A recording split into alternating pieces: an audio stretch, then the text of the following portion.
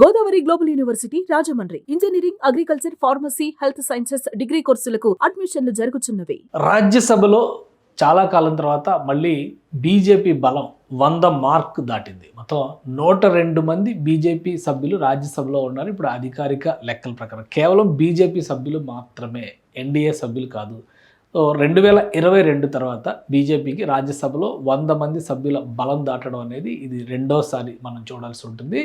గతంలో ఎన్నికలకు సంబంధించి ముఖ్యంగా ఉపరాష్ట్రపతి ఎన్నికలు ఉన్నటువంటి నేపథ్యంలో బలం పెంచుకోవడం లేదా బిల్లులు పాస్ చేసుకునేటువంటి క్రమంలో కీలకమైనటువంటి రాజ్యసభలో బలం ఉండడం అనేది బీజేపీకి అత్యవసరంగా భావిస్తున్నారు. ఇప్పటివరకు కొంత షార్టేజ్ ఉంది, ఎన్డీఏ పక్షాల మీద ఆధారపడేటువంటి పరిస్థితి ఉందనే అభిప్రాయం ఉంది. కానీ ఇప్పుడు తాజాగా ముగ్గురిని నామినేషన్ పద్ధతిలో రాష్ట్రపతి నామినేటెడ్ ఎంపీలుగా ముగ్గురిని ఎన్నుకున్న తర్వాత, అంటే ఉజ్వల్ నికం, సదానంద్, అలానే హరీశ్వర్ సింగ్, ఈ ముగ్గురిని ఎన్నుకున్న తర్వాత వాళ్ళు అధికారికంగా బీజేపీలో చేరారు. దీంతో బీజేపీ సభ్యుల బలమే 102కు చేరింది. కీలకమైనటువంటి దశలో బీజేపీకి ఇది చాలా ముఖ్యమైనటువంటి నంబర్గా చెప్పాల్సి ఉంటుంది. ఇప్పుడు రాజ్యసభలో లీడర్ ఆఫ్ ద హౌస్ కింద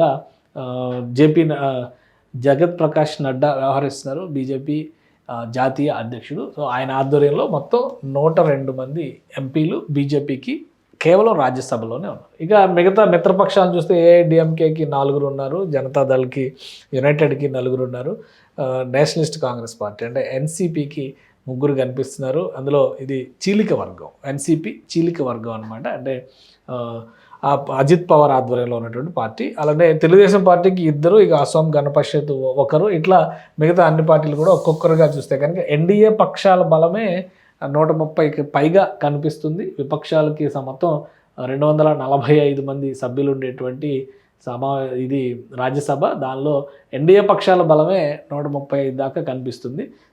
ఇక రెండవ అతిపెద్ద పార్టీగా కాంగ్రెస్ కంటిన్యూ అవుతుంది. 27 మంది రాజ్యసభ సభ్యులు కాంగ్రెస్కు ఉన్నారు.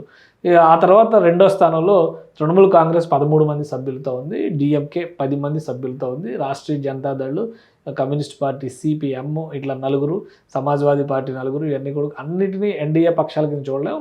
ఇందులో నేషనలిస్ట్ కాంగ్రెస్ పార్టీ శరద్ పవార్ వర్గం వచ్చేసి 2 ఎంపీలు ఉన్నారు, శివసేన ఉద్ధవ్ ఠాక్రే వర్గం వచ్చేసి 2 ఉన్నారు. ఈ కూటమిలో కూడా చూస్తే మనం ఇంకా ఖాళీలు ఉన్నటువంటి స్థానాలు కొన్ని ఉన్నాయి, నామినేట్ అవ్వాల్సినటువంటి స్థానాలు. మొత్తం 245 స్థానాల్లో 102 స్థానాల్లో ఆధిపత్యం తీసుకోవడం ద్వారా, మెజారిటీ తీసుకోవడం ద్వారా తిరుగులేని 2 సభల్లోనూ తిరుగులేని మెజారిటీలో భారతీయ జనతా పార్టీ ఎన్డీఏ కూటమి ఉంది అని చెప్పొచ్చు. రాజ్యసభ అధికారిక వెబ్సైట్స్లో కూడా ఇంకా ఈ డేటా అప్డేట్ కావాల్సినటువంటి అవసరం ఉంది. ఎందుకంటే ఈ 3 కొత్త సభ్యులు యాడ్ అయిన తర్వాత ఇక్కడ మొన్నటి వరకు 99 మంది ఉన్నారు. ఇప్పుడు +3 3 సభ్యులు కూడా నామినేట్ అయిన తర్వాత వీళ్ళు బీజేపీలో అధికారికంగా చేరారు కాబట్టి ఉజ్వల్ నికం, సదానంద్ వీళ్ళందరూ. సో ఈ నంబరు 102కి చేరింది.